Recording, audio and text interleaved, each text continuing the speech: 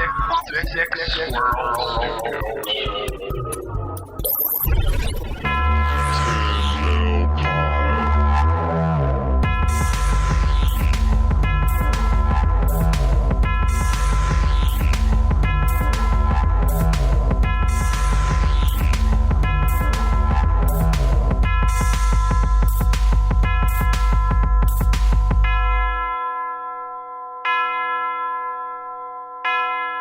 Guys, I hope you did a fantastic job researching this because my schedule's been very busy. Oh. And I did not do as much research for this one as I normally do. But don't worry, this is going to be a fantastic episode.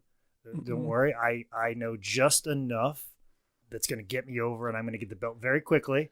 Also, too, I look fantastic. So it doesn't make a difference how much preparation I have or skill set for this particular podcast, but I feel like I'm doing okay. Also, I'm very vascular too. and if we need to run through this as fast as possible, and I just like tater one of you and then like run a little bit faster and then just splash on you awkwardly, I'll do that too, just so this podcast comes out appropriately. Well, welcome to the 30th episode of Tim Bell Pod. I am Nick Alexander, live from my studio in Burbank, California. And by studio, I do mean apartment. And 3,000 miles away in the Manning Cave, I'm joined as always by Micah J. Loving. Hello, hello, hello. As well as pro wrestler, podcaster, comedian, the man scout in the mirror, Jake Manning. Well, the one and the only. Michael Jackson references, really, Nick? Yeah. I thought I was going to get something more, but I thought I was getting like a Blade Runner reference or something like that, like Ridley Scott. I mean, I just saw Blade Runner 2049, so like I would have been like on point. That would have been great. But Nick wants to reference a 4-hour pedophile documentary. That's cool. Today, we are talking about one of the biggest names in pro wrestling history, a guy that looked like Vince McMahon drew his perfect wrestler, a guy who clean pinned Hulk Hogan. He was the Ultimate Warrior. Dun, dun, dun, dun, dun, dun, dun, dun, dun, dun, dun, dun, dun. I don't know if that was right. No, the survey says incorrect. It was more of a dun. Dun, dun, dun, dun, dun, dun, dun, dun, dun, dun, dun, dun. I joined it later in the song. Okay, all right. That's I thought it was more like a dun dun dun dun dun. Wait, I'm thinking. No, that's it. It's like Metallica. Yeah, That's it's fucking Metallica. It's Metallica. So you guys corrected me and then both fucked up. All right, James Brian Helwig, later legally Warrior, was born June 16th, 1959 in Crawfordsville. It sounds made up. Crawfordsville, Indiana. Crawfordsville. You've never been to Crawfordsville, Indiana? There's probably one in every state.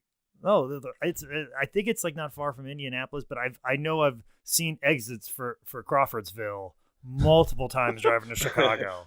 I thought you were just being sarcastic, but you really knew what the hell. No, I knew where this was. Like I said, I'm very ill prepared for this podcast. Like I was going to look up like Google Maps and I could tell like, oh yeah, I remember going off here. I actually I've probably stayed in Crawfordsville, to be really quite honest, if I would have done just a little bit more research, but that's okay. I'm just going by on my good looks and huge biceps right now on this podcast. On this day, this is one of the weirdest ones I fucking found. Like, as you said, Warrior was born on June 16th, 1959. On this very same day, George Reeves, a.k.a. Anybody know who George Reeves is? No. Superman. Fucking Superman. Jake nails it. On this day, George Reeves committed suicide. Oh, no. And I don't want to say that reincarnation's real, and when George Reeves passed on, then his spirit moved into a little baby, and he grew up to be a living Superman. I don't want to say that's true, but you know what? It should be, because the opening promo that Vince would have done for it would have been amazing. That is a good Warrior origin story, to be honest. All right, so he was the oldest of 5 children and was raised by just his mother and then later his stepdad after his father left the family when he was just 12. And here's some interesting facts about, I guess, his genetics that will come into play later. His father died at 57 and his grandfather died at just 52. And that's scary to me because My mom's dad died very young, and my biological father has been dead to me since I was born. Hi-oh. Uh, Nick held up his hand for a high five for anyone who couldn't see. That's even weirder on the podcast format, but it's even weirder in the Lord, fact that you're yeah. on a screen Yeah. in my studio Yeah. right now. Warrior was into bodybuilding since he was 11 years old, and once he was all grown up, he moved to Atlanta, Georgia, and began competing in a number of bodybuilding contests. His first one was in Florida, where he placed fifth. He also took fifth in 1981's AAU Collegiate Mr. America, and the following year, he became Mr. Georgia. And to become Mr. Georgia, you not only have to have a great build, you also have to tell the most women that their incest baby is their fault. Ooh, you're doing that edgy Georgia comedy while you're sitting in your liberal paradise of LA as you're still probably paying rent for that apartment in Atlanta you used to live in. But either way, Warrior was always pretty jacked and has some really decent finishes in bodybuilding. At least he had decent finishes in bodybuilding and not in professional wrestling. In 85, he was in California training for a bodybuilding contest, and it was there he, Garland Donahoe, Mark Miller, Steve Borden, who the kids know as Sting, were invited to become pro wrestlers. After getting trained by Red Bastien and Rick Bassman, Jim Justice Hellwig, Garland, Mark, and Sting formed Power Team USA. And it was only after 10 hours of training that Hellwig says that they sent out flyers, him and Sting, to get some work. 10 fucking hours of work. I was just gonna say, I'm glad you chimed in there, because when I saw like Red Bastien had a hand in training the Ultimate Warrior and Sting, I was like, wait a minute, Red Bastien is like a well-respected, very good professional wrestler. Like anybody that probably would have been trained by Red Bastien would have been pretty good. So the fact that he only had 10 hours with him makes a lot more sense. Yeah. In late 1985, Sting and Warrior headed to Memphis and the CWA to wrestle as the Freedom Fighters, where you can see Sting and Warrior without face paint, wearing Letterman jackets and talking very calm. It is fucked up. The whole time that Warrior's doing anything, he's smiling. Promo, in the ring, he's just smiling awkwardly. And it's, as Nick said, it's just weird. They'd debut as super vanilla baby faces, but they'd soon have to turn heel because the crowds weren't into them because they kind of sucked at this point. Neither Sting or Warrior had even a fraction of the time needed to put on a passable match, so they paired them up with Dutch Mantell, who actually coached them during matches from the outside. Well, keep in mind, this is during the time of the Road Warriors being like the hottest act in professional wrestling in the world. So like every territory was trying to have their own version of the Road Warriors. And the Road Warriors were not like these polished and refined characters as well. So they're like, okay, well, I know they're green, but they're like the Road Warriors aren't Nick Bockwinkel. And then all of a sudden, like, oh, fuck. The Road Warriors look like Nick Bockwinkel compared to Steve Borden and old Jim Hellwig here. Jim Cornette tells a great story about this, how I think the first time he learned of Hellwig, he was on the same show. And I think it was around the fourth match. And then all of a sudden, like, the heels pile out of the locker rooms and the face pile out of the locker rooms on each respective sides of the bleachers. And Cornette's like, what the fuck's going on? It's going to be a good match. It's going to be a good match. And then it turns out that it was Jerry Lawler and Bill Dundee doing a 30-minute Broadway with Hellwig and Sting. But it wasn't good. It was the fact that they would have to carry them for 30 minutes. And after 11 minutes, they just started doing the same shit over because Dundee and Lawler couldn't think of anything else to do that wouldn't be a total fucking disaster with them. Which is funny because Jerry the King Lawler is the master at just like finding somebody and making them the mummy and then like putting on a main event match with him. So they're struggling to put matches together with these guys. They are not good because I could wrestle Jerry the King Lawler in my fucking sleep. And Cornette emphasized your point 100%. It was like, if Lawler can't do it, then what the fuck is the point? By early 86, the team of Jim and Steve had moved to Mid-South, and they changed their name to the Blade Runners. Warrior became Blade Runner Rock, and Borden became Blade Runner Sting. And as Jake mentioned with the Road Warriors, they were a bit of a knockoff of the Road Warriors, both kind of being named after 80s movies, with both teams leaving a playoff Howard the Duck on the table. And if you need a visual idea, you should look them up for sure, because just the visual is amazing. But if you can't right now, it's kind of like, picture the Warlord, and then imagine the Warlord fucking Robert Smith of The Cure, and then they have a baby, and that's totally what it is. After spending some time working in the territory, continuing to learn, Jim Ross said they left the territory because it was physically too intense for them, which probably really means Bill Watts was being a dick. Well, Mid-South was a tough fucking territory, mostly because of the drives, because, it'd be like 6 hours here, then the next night it's 8 hours, then the next night it's like 10, and it's like all through the night, and guys were complaining like this entire week, like we're doing 6, 8 hour, 10-hour drives every single night. We got to get here somehow, and a lot of guys got coke habits just so they could make the town. And then Bill was just like, no, don't do drugs. And people were like, how the hell are we going to stay awake? And Bill Watts' remedy for that situation was, we'll just get out on the side of the road and start doing calisthenics. That'll wake you up. Yeah. Instead of doing coke and then driving down the road, stop your forward progress and just get a workout in. That'll wake you up so you can drive a little further.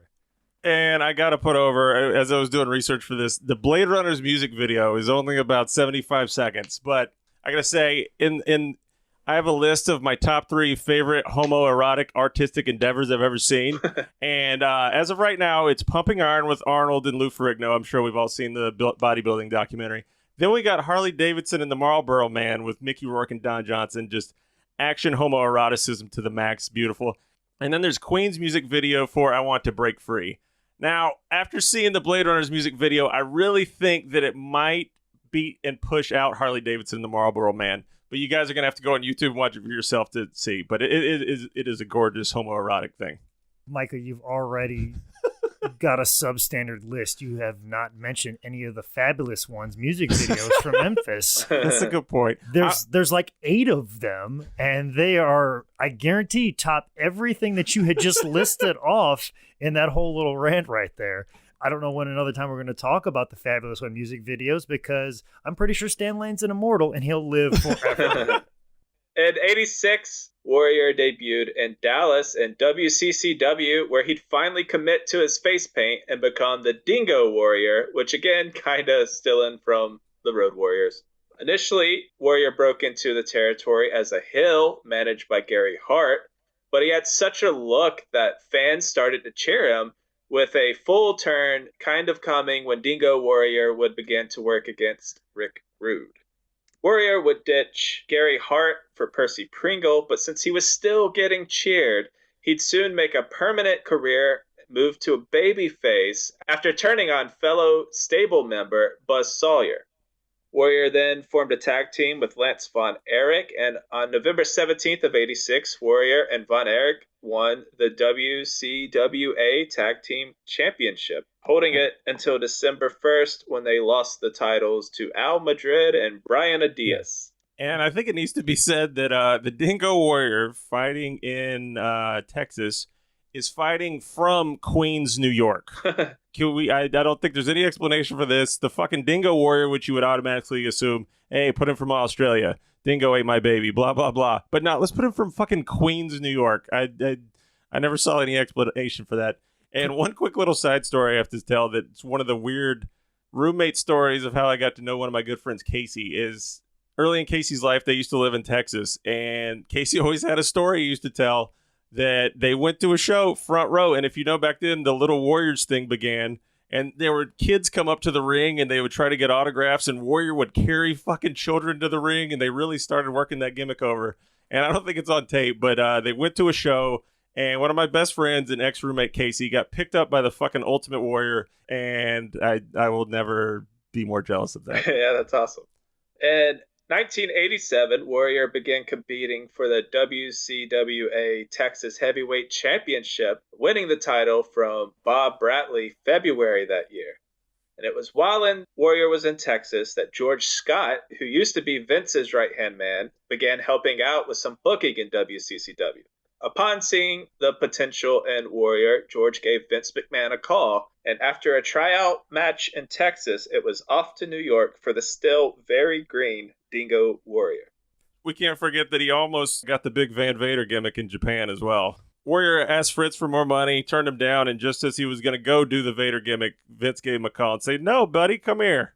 So Warrior began appearing on house shows in June of '87, initially billed as the Dingo Warrior, but Vince McMahon did not know what a Dingo Warrior was. He didn't like it, so he wanted to change it. Bruce Pritchard said that since modern-day Warrior Kerry Von Erich was a thing, and then you had the Road Warriors, he couldn't just be Warrior, he had to be the Ultimate Warrior.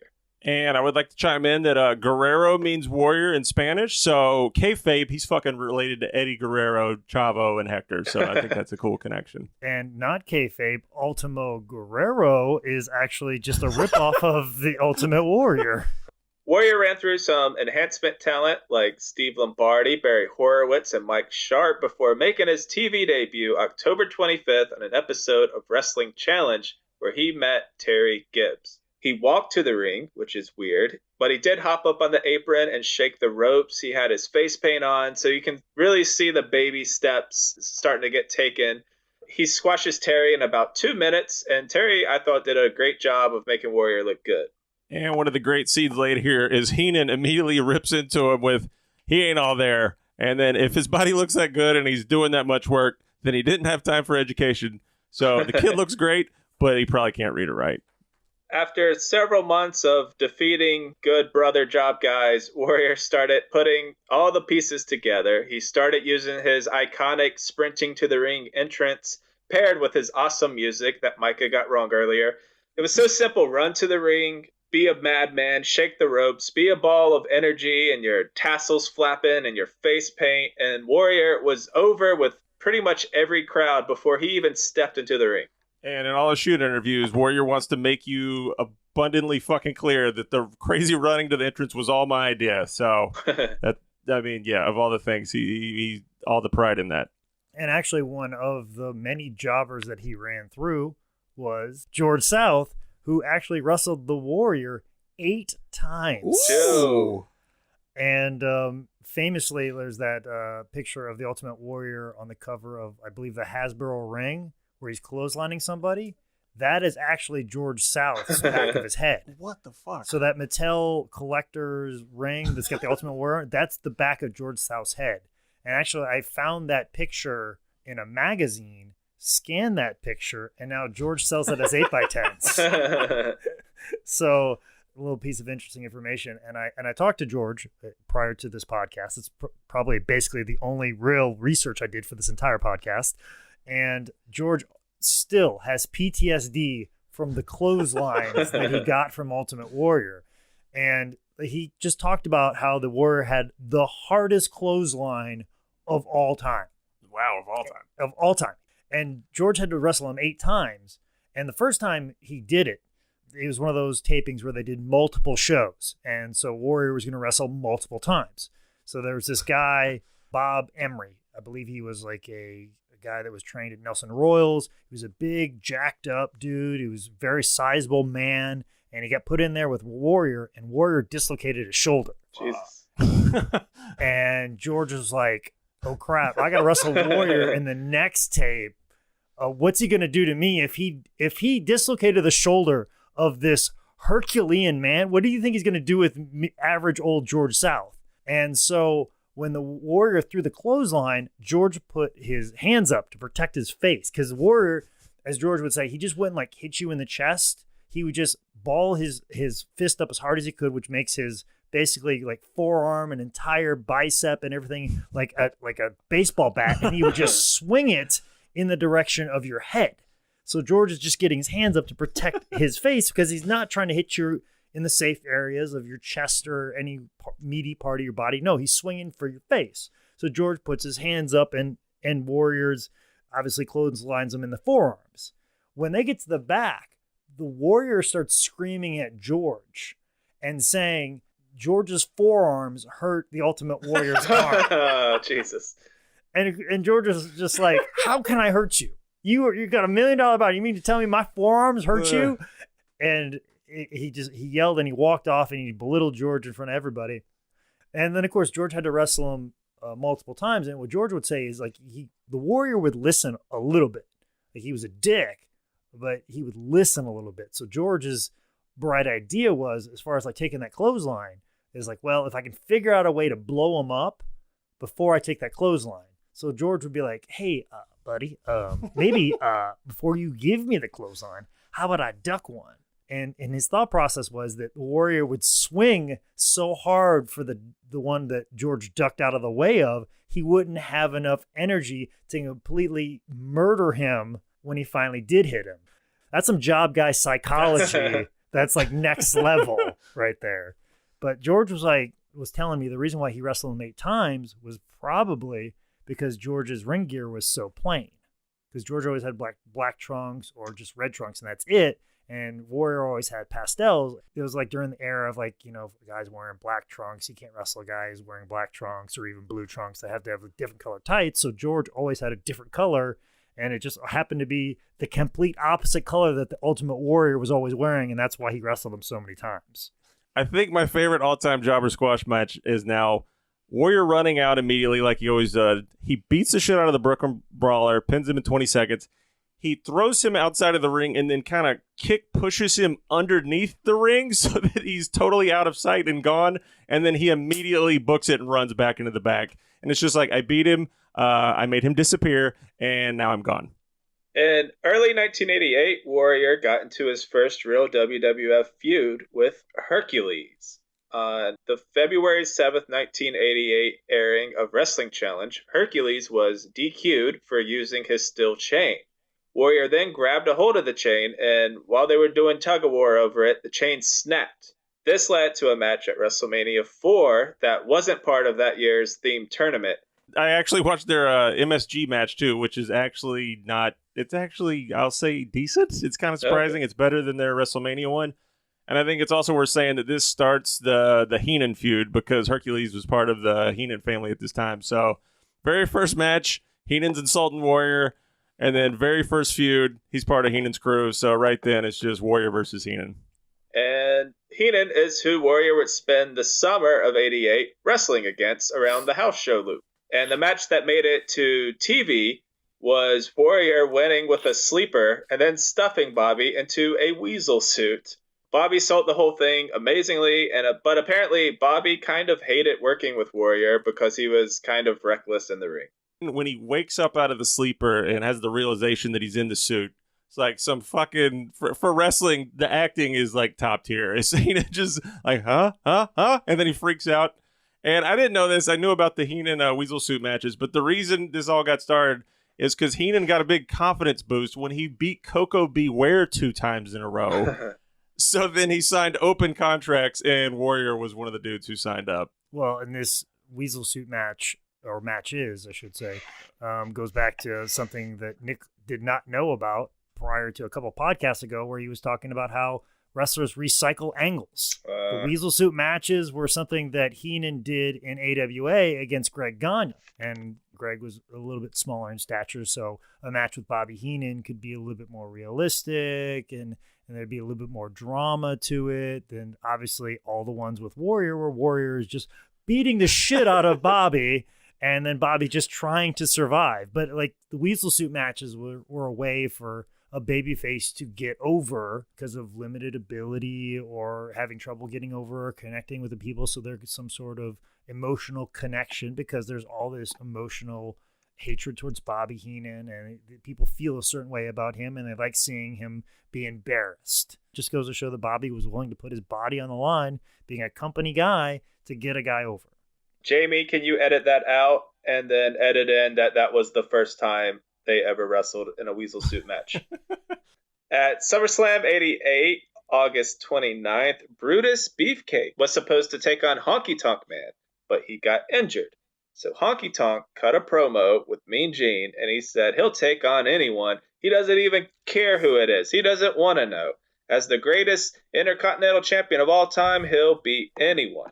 So Honky walked out to the ring, he grabbed a mic, explained that ring rats aren't real people, so it doesn't matter if you kill one. Then he says, get me someone out here to wrestle. I don't care who it is.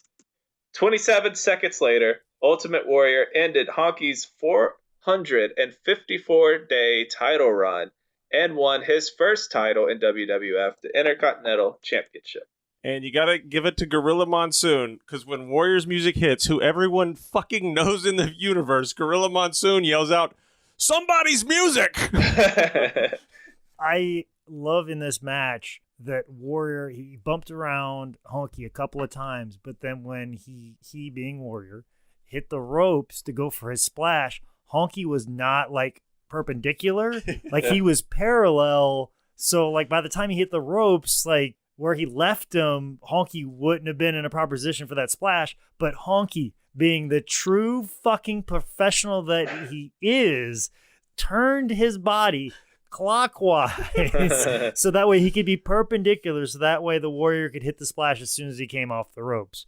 Also, a fun little thing about this match, for a while I was the Full Impact Pro Florida Heritage Champion. Whoa. And I won that belt, and I rarely ever defended it because FIP didn't run a whole heck of a lot of shows. And I think the few times that I had the belt, I lost matches, but they were non-title matches. And I had a ridiculously long title reign. Ooh, honky worthy. Yeah, it was honky worthy. And then they decided they were going to put it on Uhaa Nation, who would later become Apollo Crews. I was like, okay, this guy's jacked, and I know he can do some stuff, but they said, go have a match with him. And I'm like, okay, well, I look like shit compared to this guy. And I'm just like, can I just redo the Honky Tonk Man thing? So I basically came out and I cut a promo talking about me being the greatest Florida Heritage Champion of all time. And I'm willing to put it on the line. And instead of hitting me with just a regular splash, he did a standing shooting star. So we basically kind of reenacted the whole match, and it worked just as well. But just updated for modern wrestling spots. Yeah, just updated. But like he was just like he wanted like, no, what do you want to do? I'm like, I want to do Honky Tonk Ultimate Warrior, like because I think it makes the most sense. I like. You're on your way up. You're amazing, and we should put you over super fucking strong because I was probably my chunkiest I had been in professional wrestling. I look like crap. Let's not drag this out any further. Let's put this over strong, and let's make you a big deal right away. So Warrior would then be team captain at the second ever Survivor Series in '88. Warrior's team of Brutus Beefcake, Sam Houston, the Blue Blazer, and Jim Brunzell beat Honky Tonk Man's team of Ron Bass, Danny Davis, Greg Valentine, and Bad News Brown, with Warrior being the sole survivor, pinning Ron Bass and Greg Valentine to win the match for his team. Weird random trivia, when Bad News Brown was in Stampede, he called himself the Ultimate Warrior, so respect to the first fucking original Ultimate Warrior, Bad News Brown. It's now time for our weekly segment, which I'm going to start calling Please Put Some Fucking Respect on Their Name, where Micah doesn't know someone and Jake yells I know at him. Jumpin' Jim Brunzell, you piece of shit. No. Do you know who Sam Houston is? Who is Sam Houston, Jake? Oh, no, wait. Sorry. Let me do it right. This fucking piece of shit Sam Houston comes out in here, and he's I don't know, his muscles look like, I don't know, sagging titty stuff. And then I'm like, oh, God, what did you, like, get pulled in off the hot dog stand? And I don't know. Jake? You shut your goddamn mouth and put some respect on Sam Houston's name, okay? Because Sam Houston is Jake the Snake Roberts' brother and was actually married to Baby Doll and actually had a good little run at Jim Crockett Promotions, but he got a ton of heat for marrying Baby Doll. And then he went to WWF, and he just didn't have like the body they were looking for there, but he was a tremendous worker. Actually, there's a couple of really good job matches where George South wrestled Sam Houston, and like I said, Sam Houston he was kind of lanky. He had more of a Stevie Richards body, and it wasn't fashionable to have a Stevie Richards body, which I think is only like now it's fashionable to have a Stevie Richards body. And in one of his matches, he actually press slammed George South because George was like, why don't you press slam me in the middle of a job match? So here's this guy who's not like Ultimate Warrior or one of the bigger guys, and he's just press slamming a job guy on TV, and it looked pretty impressive.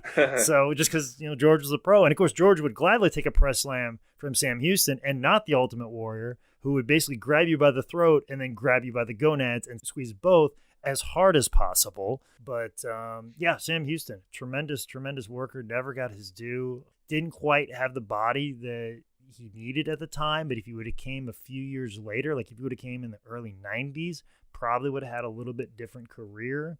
Also, too, he might have had a attitude issue, or I don't know. Like, I don't know really who's to blame as far as like him and Baby Doll. Like, I think Baby Doll got some heat, and then some of that residual heat ended up on Sam a little bit too.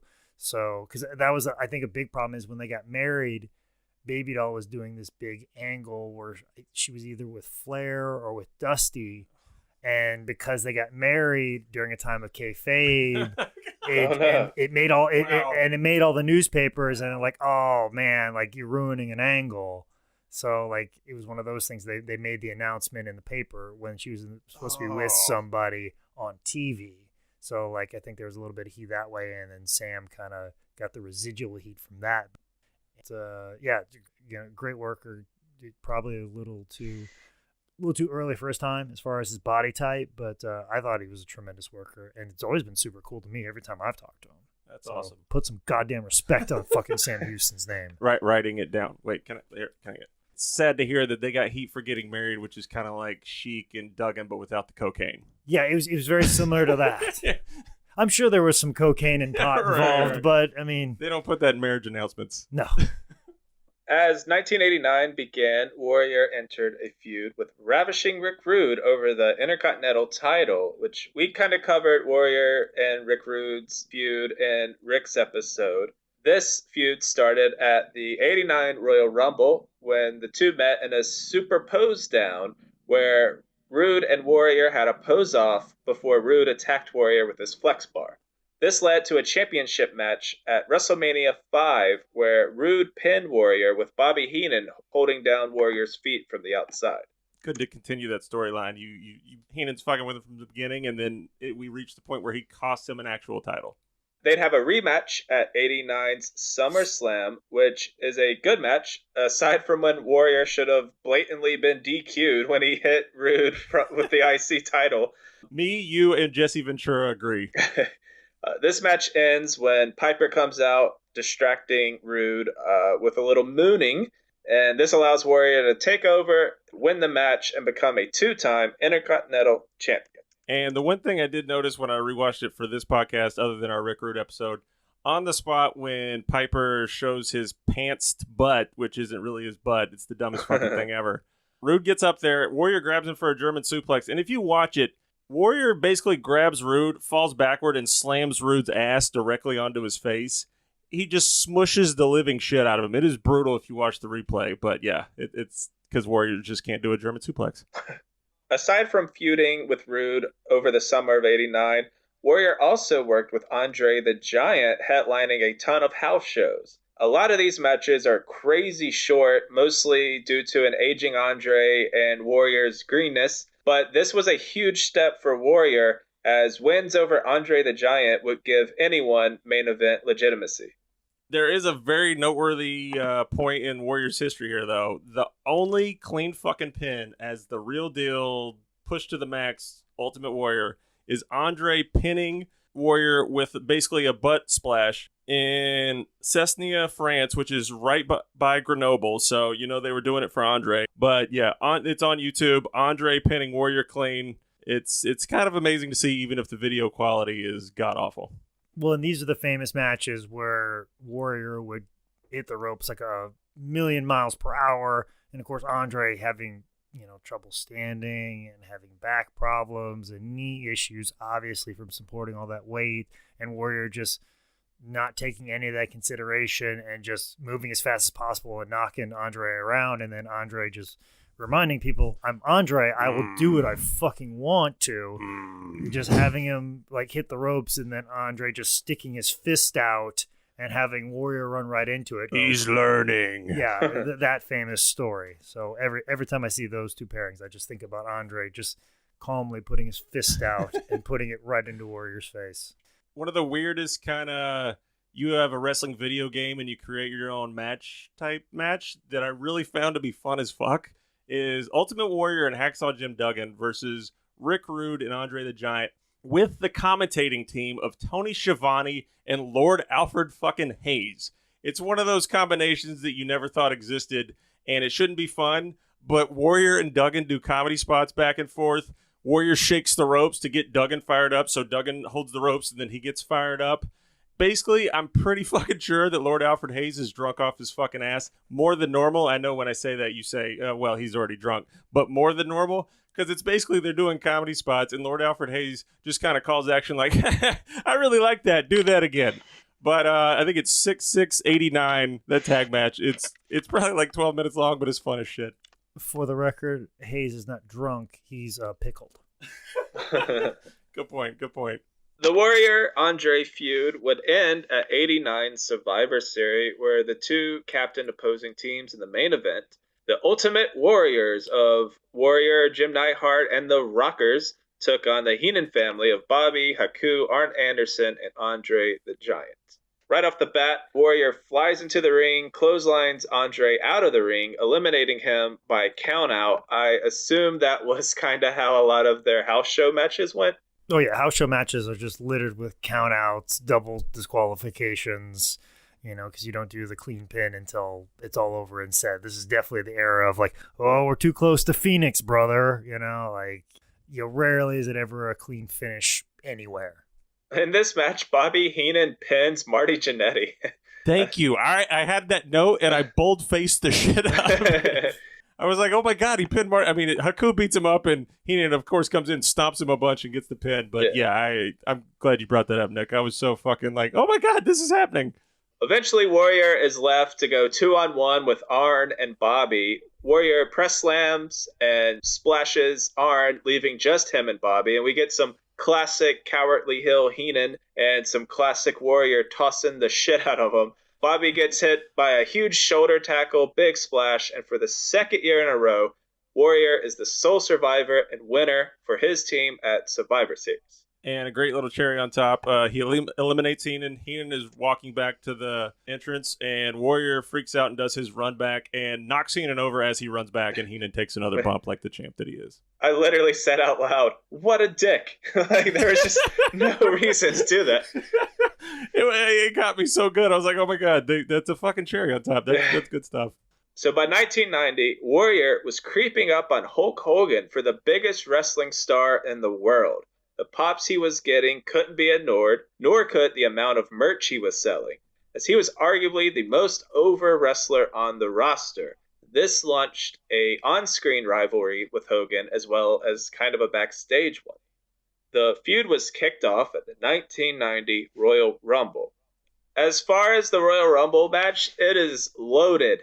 You obviously have Warrior and Hogan, but then you have Bret Hart, Macho Man, Piper, Rude, Perfect, Andre in his last ever Royal Rumble, Dusty Rhodes, Shawn Michaels, Snuka, Jake the Snake, the Immortal Red Rooster, and surviving for 44 minutes and 47 seconds, the $1 Million Man, Ted DiBiase. Does the guy who goes 45 minutes get paid the same as the guy who gets eliminated in like 38 seconds? Yeah, more or less sometimes. I mean, it might be different at this time, but I got the same rate I normally do.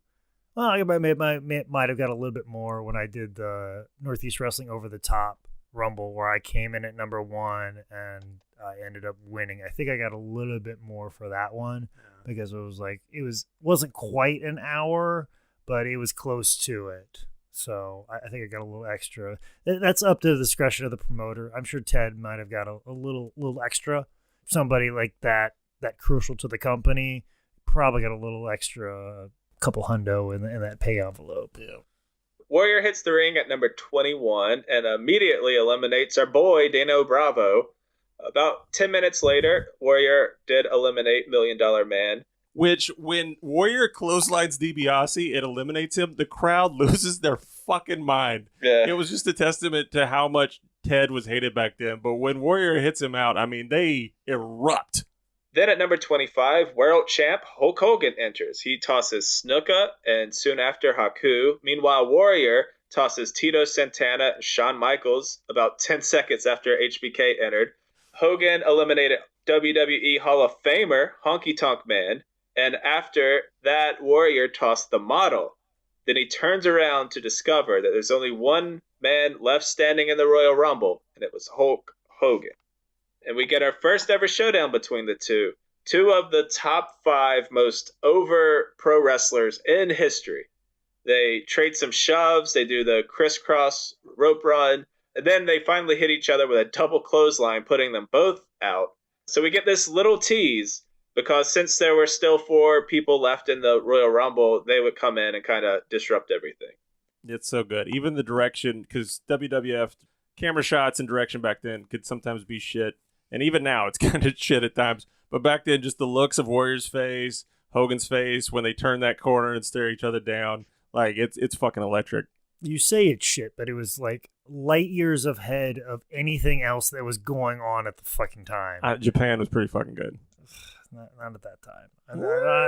I'm telling, like, I will hold up, like, compare it to Memphis, compare it to Southwest, compare it to like Florida, even Jim Crockett Promotions. I love all those places. They had great fucking wrestling, but as far as presenting professional wrestling and that facial expression, I'll give you that exchange, it was light years ahead of everybody else. And yeah, I know you want to be old Dave Meltzer over there and say, well, Japan did this. But it really did. I mean, Japan was good. I mean, I'm not disputing the fact, but I mean, I look back at some stuff, from All Japan. It wasn't that great. I would say New Japan was pretty good at the time, but I don't know so much about the All Japan mixes. Really? Kobashi and Kawada and all them during then?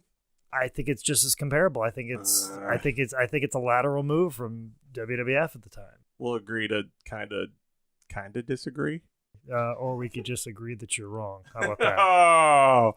So the next 2 people into the Royal Rumble were Barbarian and Rick Rude, who the 2 of them together had Warrior almost over when Hulk runs in with a big clothesline, sending Warrior to the outside, eliminating him, technically drawing the first blood between the 2 in the feud. Then Hogan won, whatever. The Royal Rumble showdown and the following buzz it created led to the Ultimate Showdown at WrestleMania 6 in Toronto, with Hulk Hogan's WWF World Heavyweight Championship and Warrior's Intercontinental Championship on the line. I'm a big fan of the contract signing leading up to this. Most people know the Andre Hogan one, but this one's decent because Hogan credits hard training, prayers, and vitamins, as he always does, knocking the greatest hits out of the fucking park. And Warrior does his best freshman year philosophy major, drunk off his fucking ass in the dorm room rant. And then at the end of it, Hogan just goes, sign. Because he doesn't know what else to say to that shit. See, once again, Jerry Lawler couldn't figure out what to do with him in the ring, and he's this tremendous worker and wrestler. You get Hulk Hogan, one of the best talkers of all fucking time, and Warrior does what he does talking, and the best talker of all time is like, fuck it, sign. I can't fucking do it.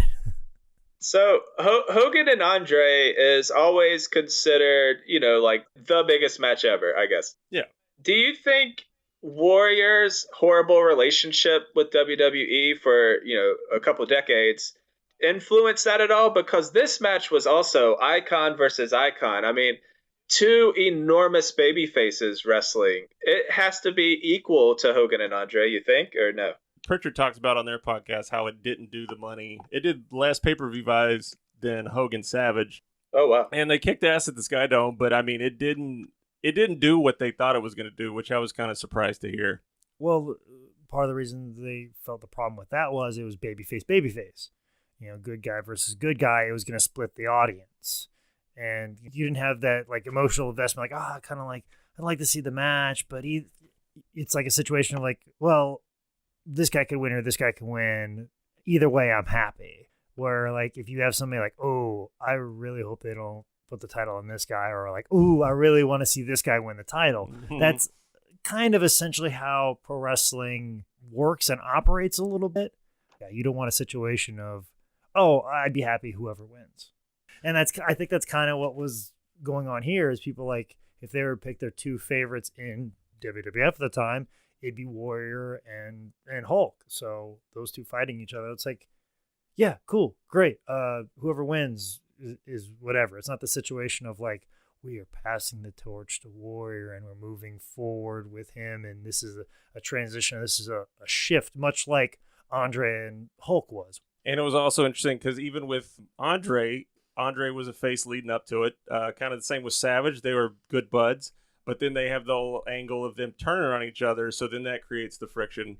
But Warrior, they kind of have that, but neither of them really turns heel, so it's still a big climactic babyface versus babyface explosion. I remember when I was a kid, I fucking loved both of them. And I always knew I was more of a Hogan guy because when Hogan lost, I was devastated and I wasn't pumped that Warrior won. So that I was that. fucking ecstatic. Yeah, and see, there were those guys that were like so fucking pro Ultimate Warrior that it was like, yes! You know, like it Jake was just shook the ropes really well. Yeah, like it was like I heard guys like saying like I was such an Ultimate Warrior guy and fuck Hulk Hogan, and like they were so passionate that way, but like Hulk still had his loyal fans because you kind of grew up with him, and we were still 8 years old, essentially. Like, man, I grew up with him, and I'm still 8. I still have a lot more childhood that I want Hulk Hogan in. Yeah. I mean, I mean, Hulk was my number 2 and Warrior was my fucking number 1. I was through the roof on Warrior, but I still remember having that huge immediate jolt when I found out, because I remember I didn't watch it live. I think I got the VHS or saw it on Superstars afterwards, but I remember being like, holy fuck, and realizing that I was more of a Warrior fan than a Hogan fan, probably at the moment of learning who won that match. But if you take a look at what Hulk did for Goldberg years later, that was very much a pass the torch moment. It was obviously a guy who was limited but super over with the crowd. You had a clear-cut heel. You had clear-cut heat on Hogan, and we're going to put this guy over strong. And think about the reaction to that match and how much business that did, at least in the Georgia Dome. It would have done a lot better if it was on pay-per-view, but that's that's a whole different podcast that they discuss. But like, and you look at the way that Hulk, set up that match. You compare it to the way that Hulk set up his match with Warrior, of really putting somebody over and passing the torch. Now, like I said, it's always been said that Hulk was trying to pass the torch and it didn't work out. I think that's mostly hindsight, but he definitely gave his best effort to pass the torch that night. The actual match, the entire thing is basically Hogan and Warrior trading offense to make them seem as equal as possible, as that was the story they were trying to tell. We get that long test of strength, which is that great gif of where it looks like Warrior is blowing Hogan. You didn't even have to say that. Once I heard your Do you think maybe that's why Warrior's homophobia grew so strong in his later years? Like, people showing him that clip over and over again, like, hey, what do you think of this? And then he just like, not gay, man. Like, I feel like that, like that clip just strengthen his hatred. I think you are correct, and I have another theory of another particular angle that adds to that too. So, but we'll get there. So Hogan kicks out of a Warrior splash during this match, which I think he was the first one to ever do so. Then Hulk hulks up, and when you think Hogan is about to make his normal comeback for the win, he misses his leg drop. Warrior hits Hogan with another splash, and Ultimate Warrior wins his first WWF Championship. Thank you, Pat Patterson, for booking a really good actual fucking match between those two. Are you not going to give Hulk any fucking credit? No, they're both. Oh, you're not going to give Warrior any credit? No. None? 0.0? 0.0. Wow, fuck, he was led by the fucking hand. This is tough. I mean, how would Giant Gonzalez done in that match? Not as good. If Hogan had to put the fucking rocket ship on Giant Gonzalez, he would have gave him a goddamn match. One last thing, go on YouTube, look up Last Call with Scott Hall and Larry Zbyszko, and you get the two of them kind of, I think they're sober, but it's them doing commentary on this match. And Larry Zbyszko has never watched Hulk Hogan versus the Ultimate Warrior. And it's him. I mean, I think he's telling the truth, because I think at a certain point he was like, fuck Vince, I'll never do anything for him. And Scott Hall shows his enthusiasm for like the true kind of mark he was when he was 12 and probably wanted to do wrestling. But it's a really fun, like 25 minutes, and check it out on YouTube. And there's actually like a good story that Pat Patterson tells, that after the match, like Pat sat in the crowd during the whole match, watched the whole thing. He went to the back and, just to tell like Hulk, great match. And then he went to go see a Warrior, And when he found Warrior, Warrior had the belt like right like at his feet, and the Warrior had his head down. And as soon as like Pat walked in, Warrior raised his head, and when he raised his head, he was crying. He had tears in his eyes because he was just emotionally moved about what had just happened. So I always think of that when people do talk shit about the Warrior, especially myself. 5 minutes ago. Yeah, 5 minutes ago. That there were moments like that where he recognized the spot he was put in and how big and how important those things were. Now, his behavior up into that was crazy. Like, even notably, he would go into catering and grab all these cookies, grab them, and then crunch them into his hand. It was like powder and dust and basically like nothing, like powder cookies. Then he would pull them to his nose and smell them and then throw them away because he couldn't eat them, but he just wanted to like ingest something of cookies that was calorie free. I heard the story similar to that. He probably did the same shit where he would buy a bag of cookies at the grocery store, open them, and then throw them in the trash can. Yeah, which is a real fucking dick move, especially when Vince is paid for catering. This person probably spent all morning making these cookies. Now, obviously, not everybody on the roster can eat cookies, but some of that catering's for, like, you know, Teamsters and people setting up the light rigging, and they probably want a cookie.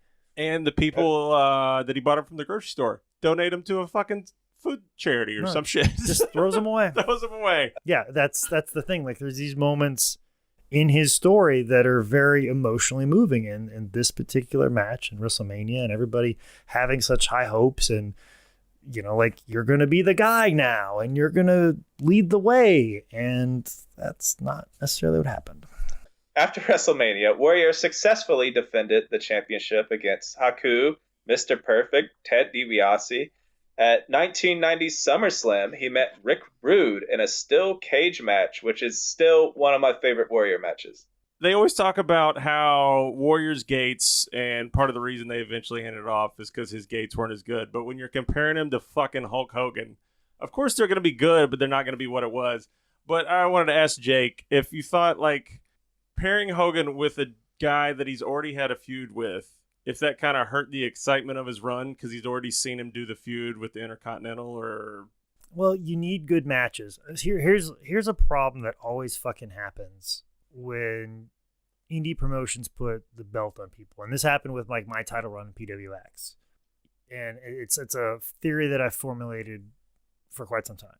When you put the belt on somebody, you know, you have somebody who gets that belt is usually somebody who's having these really great matches. And then you have this really engaging chase for the belt, and you do a little bit of storyline stuff, but not too much. It's all about this chase. And the person that, you know, you've donned to be your next champion, you donned him to be your next champion. And the way he got over with the crowd is by having good matches, having clean finishes, probably going over most of the time. Some people, you know, get over by losing, me being an example, but you know, most people, it's winning matches. And you're getting there and but either way, having clean finishes and having great matches. And that's what puts you in a position of becoming a champion. The first thing that always fucking happens is they all of a sudden start doing angles with the belt with that person. And it's like a fuck finish, or this person runs in, or this person thing. He retains, but he didn't get a clean victory. And it always fucking happens. And I always scream at people like, okay, you put the belt on him. Feed him somebody who he can just beat. Feed him so that way he can get some successful title defenses, but guys that are going to give him good matches, but guys that you have no problem feeding in there that can lose right away. Right. What ends up happening is they jump into an angle and this and then do this and this, as opposed to just feeding him like a couple of good victories right away and give him good matches. Because how he got there was because of good matches. And what do you do when you put the belt on him and that thing that got him over? You do angles with them and do fuck finishes and do like run-ins and a multitude of different things, and you don't give them a clean, clear-cut victory. It reminds me of like shit when you're up in any football, basketball, what you did to get up by 20 points, you fucking destroyed them. Yeah, you just stop and you pull back and you play defense, and then they come back or some weird shit like that. Yeah. It's happened tons of times. Yeah, and that's exactly what it is. But like what they're doing here is like, okay, Rick Rude can give the Ultimate Warrior the best possible match. and no problem with him losing, but he's already beat him for the IC title. So there's that sense of like, could he beat him again? So it's not so clear cut that he could lose. So there is a little bit of he's vulnerable against this guy. So could he take the WWF title away like he took away the IC title away? But you're going to get a good match out of Rude. So that's why they're booking it. And so that's another thing about Warrior. When he's got the belt and you need to give a good feud and good matches, you look around the roster and it's a short look around. That was another point I had. It's been talked about how by this point Vince had pretty much bought up all the territories. Hogan had beaten most of the monsters, so at this point there wasn't too many monsters to feed him to look like a bigger monster. But also too, you wrestling Warrior was a different proposition than somebody wrestling Hulk. Hulk knew how to work. Obviously now you have flipped the whole formula. The guy who is not the champion has to be the workhorse and has to be the worker and know how to lead through this thing. So it's better to have the guy who has your belt being the worker, and then you just feed monsters at him that are, not that great or substandard workers, and he's going to make them look great. But finding guys who are fantastic in the ring to make this one particular guy look good, there's the supply and demand issue comes up. Yeah, I mean, that was my thinking on it. Once you beat Hulk Hogan at WrestleMania, what the hell do you do? Like, after the Avengers beat Thanos with the Infinity Gauntlet, if the next 20 minutes of the movie would have been them also beating like Doctor Doom, you would have been like, all right, I guess that's cool, but he already did the thing.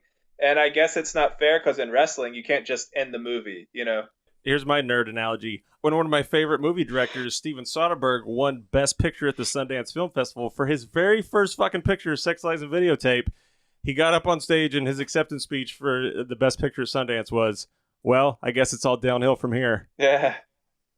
And you see that a lot with today in wrestling. Like, before WrestleMania this year, people loved Becky Lynch. Like, we were all about Becky Lynch. The internet was like the most over fucking wrestler of all time. She won the title at WrestleMania, and then literally the next night on Raw, the internet's like, I'm tired of her. It's like once you climb the mountain, it is literally downhill. But also too, you need people to work. I mean, what do they put Becky Lynch in there? What are you gonna do? What are you gonna do? You put Lacey Evans in there. Yeah, she's great and all, and she's fantastic, and she's going to be a wonderful and tremendous wrestler. But that's what we lead with. Yeah. And they had their issues right off the bat. And the fact that it was a 3-way was tough. Like, it should have just been Becky versus Ronda, or just Becky and Charlotte, and then you had Ronda who could come in as the next challenger. Your two best challengers you just beat at WrestleMania. So Warrior was then inserted into a feud between the Legion of Doom and Demolition, leading to Survivor Series with the perfect team of Mr. Perfect and Demolition facing off against the Warriors, Ultimate Warrior, LOD, and Kerry Von Erich. In this match, you have Demolition, a ripoff of the Road Warriors, Ultimate Warrior, a ripoff of the Road Warriors. Imagine if someone made the Ultimate Man Scout, became the man, and then you were on his team for Survivor Series. Or imagine a comedy bill where Dennis Leary and Bill Hicks were on. Oh, God. Yeah. And Louis C.K. Dennis steals from both. That's what I'm saying. So this match is super fast-paced. It's like a Mr. Perfect highlight reel. It comes down to Warrior and Perfect, and after a flying shoulder, big splash, for the third straight year, Warrior was the sole survivor and winner for his team. This is the year they did the big grand finale match of survival. So that same night, following the Gobbledygooker segment, Warrior teamed up with Hogan and Tito Santana to beat the surviving Hills of Hercules, Paul Roma, Rick Martel, Ted DiBiase, and the Warlord. The best part of this match is Hulk gets hit with a superplex splash combo, completely no-sells it, and then eliminates Roma with a clothesline. What the fuck? I remember that was one of my early wrestling memories was Hercules and Paul Roma's finish move was like a superplex and a fucking top rope splash. I was like, oh my God, how do people live through that shit? And then Hogan's like, did a flea touch me? Yeah. Also, this is the first ever Survivor Series I ever rented or watched. So every year following this, I was so confused that they didn't do the big finale thing. Yeah, right. Like for like 8 Survivor Series. I was like, why are they doing it? Actually, this Survivor Series is available on How This Get Booked archives. We Oh, cover shit. this in great detail. So Nick started off his first rented thing with a big old piece of shit. In January of 1991, the Ultimate Puke faced the evil turncoat Sergeant Slaughter at the Royal Rumble. Now, as over as Warrior was as a face, you had Sergeant Slaughter matching him on the other side of things by turning on America and becoming top 3 biggest heels of all time. I mean, when you pair him up with a murderous, genocidal dictator, I mean, the cheap heat's kind of, coming in waves. During their match, sensational Sherry comes down to the ring. A Warrior had previously turned down her and Macho King for a title shot, so they were out for revenge. Warrior chases her to the back, but when he does, Macho Man was waiting in the shadows to attack Warrior before running back. Watching this, I was surprised how good the surprise of Savage coming out of the shadows and beating the shit out of the Warrior was. It really gave me an, oh, fuck! It was a super good shot. He was completely in the shadows. Yeah, they nailed the shit out of it, man. Wasn't there like an interaction with Sherry and the Warrior where she was like almost trying to seduce him a little bit? Yeah. And then like the Warrior just goes, "Rah!" Like that's like top 5 memories of the Warrior. Just he was screaming out his boner to not get him. Yeah, because he smells the cookies, he screams out his boners. So once Warrior takes back over the match, Sherry comes back out. She gets in the ring, actually, and then she's kind of press slam tossed out of it on top of Macho Man, who's standing outside. That's when Sarge hits Warrior from behind. Warrior falls where he's draped over the middle rope, and when he does, Macho Man pops him in the head with his royal scepter. Sarge pins Warrior and ends his WWF Championship reign. And an early WWF show where the crowd is basically in the Attitude Era lets out a good 10 to 15 second bullshit, bullshit chant. It was one of those moments where you're like, this is 91 WWF. They're really chanting bullshit. So this was all a lead up to WrestleMania 7, where he and Savage put their careers on the line. With Miss Elizabeth ringside, Macho King faced off against Ultimate Warrior. And this is important to note because Elizabeth and Macho had split up during the breakup of the Mega Powers and had been a couple for years on screen. Just the emotion involved. When I rewatched this, I'm not going to fucking lie. The way they built it up, I cried. I mean, goddamn. Seeing the reactions of the women and everybody else in the crowd, just like legitimately, those aren't plants. Those are real people losing their shit at fake people, having a reunion in the ring that's been built up for years and years.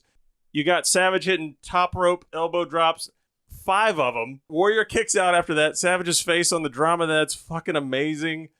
The way Bobby opens the match while Gorilla's talking about the stakes. Bobby's just staring off screen and you don't know what the fuck's going on. And then it cuts to the shot of Elizabeth because Bobby set up the shot of revealing that Elizabeth was there. So right then, the emotional factor kicks into gear. I don't know, man. This match got to me so fucking good. Clearly, Savage put it all together. Yeah. And Savage leaving spots in the match for Warrior to do like Warrior shit, like going, "Is this my destiny?" Yeah. When he looks up at the heavens and he's like, how? Yeah, like leaving spots in there for Warrior just to be weird and understanding that character and just, good guy, bad guy. You think about this match and there's far more emotion. You could have had, like, if you had a heel Hulk Hogan at WrestleMania 6, could we have had this much drama as well? But at the same time, too, I think this was, knowing that this is coming off the heel of the WrestleMania 6 match and it didn't come off quite as well, and knowing what we know about Savage and his relationship with Hulk, like, this is clearly Savage having a chip on his fucking shoulder and letting him know, like, oh, okay, well, you had a good match with him, motherfucker. and people are so about the match, I'm gonna have a fucking match that people gonna remember for fucking ever, because I'm Randy fucking Savage, motherfucker, and I'm 10 times better than you are. Goddamn right. That is the one thing I'll say, rewatching Warrior stuff. Yeah, he might be a little botchy and fuck stuff up and have to bounce off the same ropes 3 times before he gets the right angle on the lariat that he wants to hit you on. But in the emotional moments, man, he could really nail this shit. Well, he knew what his character was. Nobody else did, but he fucking knew. So, good point. The ending is so weird because they do like the shoulder tackle spot, and I think it accidentally sent Macho Man to the outside, because the ending of this match is Warrior pulling Macho Man back in from the outside and then just pinning him. He does it 3 times. I think a more aware wrestler would have given him the big splash because that spot was so awkward. Now, see, the one thing that, giving Pritchard some credit, they talk about how, I think Conrad mentions that fuck Warrior for being disrespectful to Savage like that. And Pritchard chimes in like very confidently saying, no, Savage probably wanted that finish. He probably wanted to be beat down by exhaustion. The only way he was going to lose is if his body couldn't take it anymore. And the Warrior character is standing on top of him, because when Savage was going to win, he was going to win big. And when he was going to lose, he was going to lose big. And that's what makes Elizabeth coming in mean all that much more. It's from the fucking lowest lows and then bringing them up to the highest of highs. And Elizabeth does come in because after the match, Sherry attacks Macho Man while he's still down, which draws in Elizabeth, who comes in and clears her out. And then Miss Elizabeth and Macho Man reunite in a super emotional wrestling moment that maybe we'll get a little more into this when we cover Macho Man. I'll actually cry on that episode. From there, Warrior would feud with The Undertaker after Undertaker and Paul Bearer locked Warrior in a coffin, which, solid reason to fight someone. And then a bunch of jabronis hit it with sledgehammers and crowbars and shit, and they do CPR on him, and it's like, oh, there's a dead body. And then everybody's like flabbergasted, but it's like, oh, it's just probably a dead body on screen, but it's okay. Oh, I remember watching this as a child. It was traumatic. It was fucking traumatic. This led to Jake the Snake Roberts jumping into the feud, offering to give Warrior the knowledge of the dark side in order to prep Warrior to get some revenge on Undertaker. And then Jake turned on Undertaker because you never trust a snake. And this set up a feud between Warrior and Jake the Snake that would never actually take place. There's a good 17-minute YouTube video of the entire short Jake the Snake Ultimate Warrior feud, and the weird little vignettes they do with putting Warrior in the coffin, Warrior digging his own grave in a cemetery, Jake burying him up to his neck and putting a skull in front of his fucking face to scare at, and then Warrior getting locked in a room with a bunch of snakes, and then a cobra comes out and bites him, and then Warrior busts through the door, and then that's the reveal that that Jake was with Undertaker and Paul Bearer the whole time. It's some of the best, weirdest vignettes that I've seen in a while. I just watched this today before we recorded, and I was kind of blown away. It's like, man, this shit needs to be seen more. Oh, I saw the shit live as a child. I remember... God, fuck. as a kid, WWF Superstars, and I think I've said this before multiple times, like it would be on some Sunday mornings, and we had to leave Sunday school immediately for me to catch it. And I remember coming home from Sunday school and seeing this... where the Warrior like crashes through the door. That's where the Jake the Snake, and being a kid that was already like terrified of snakes, like this was horrific. And then going back and listening to the Bruce Pritchard podcast where they talked about they had a snake guy there, and one of the snakes got loose in the studio and they couldn't fucking find it. And like Bruce had to hide up in the fucking rafters while this snake was rolling around in there, and just talking about how weird snake handlers are because they're fucking weird goddamn people. So it was around this point that Warrior and Vince McMahon were arguing over money and scheduling. On July 10th of 91, Warrior sent a letter to Vince McMahon saying he wanted $550,000 for performing at WrestleMania 7, and he wanted a guaranteed number of working days, travel accommodations, and a higher percentage of his merch sales. It was released. You can read the entire thing. It's pretty bonkers. So the WWF apparently responded by agreeing to the $500,000 for WrestleMania 7, as well as his higher royalty rate and promising that he'd have a more limited schedule. In reality, it was Vince just trying to pacify Warrior so he'd still take part in the SummerSlam main event, after which Warrior was handed a letter from Vince McMahon saying that Warrior was suspended effective immediately. Warrior refused the suspension and left WWF. You can't fire me, I quit. Yeah, pretty much. Well, and the thing is too, if it was a different guy that like people actually like some of the wrestlers would be like, yeah, man, you go get your money. Like if Hulk was like, hey, I think Vince, you're shorting me on my payoffs for WrestleMania. Everybody that was on like a Hulk house show, they made money. And if Hulk stood up and said like, hey, I feel like I need a larger piece of that pie and I want some accommodations, like some of the guys would probably be like, yeah, man, you get changed in the locker room with us. We know that, you're with us and you're a top guy and, you go get your money, Hulk. And I think there's a lot more of that now where people like, go get your money. But because like Warrior had just rubbed everybody the wrong way, that people are like, who the fuck is this guy?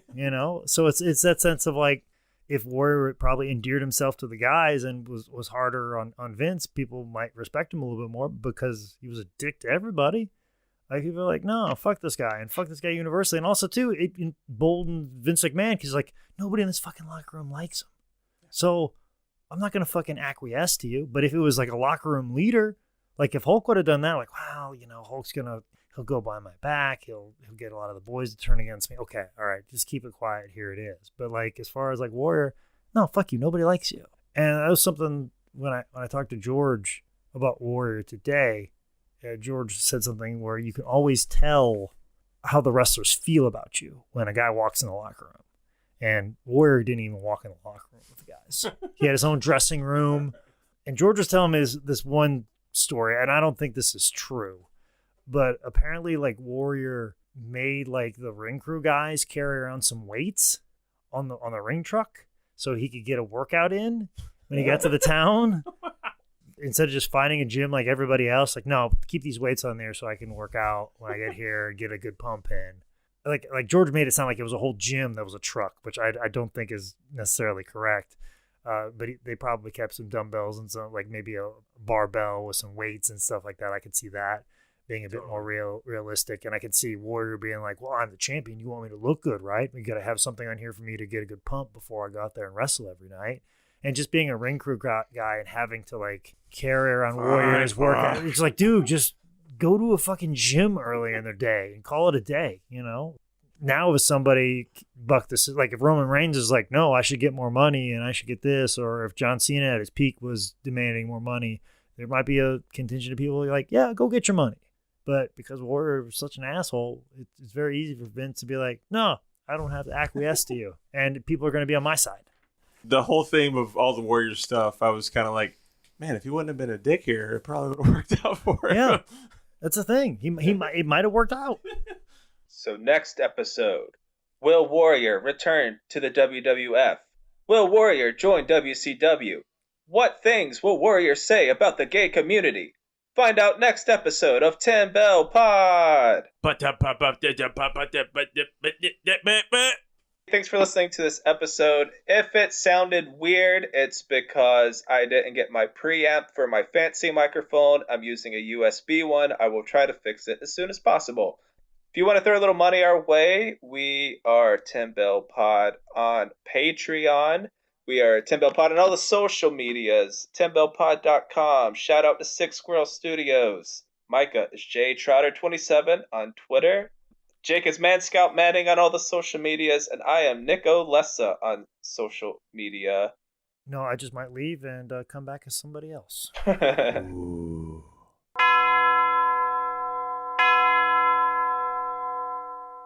Hey everyone, thanks for listening to this episode of 10 Bell Pod. If you want to support the show, head over to patreon.com/10bellpod. There you can find bonus content, t-shirts, Man Scout Manning DVDs. You can even tell us who to cover in a future episode. That's patreon.com/10bellpod.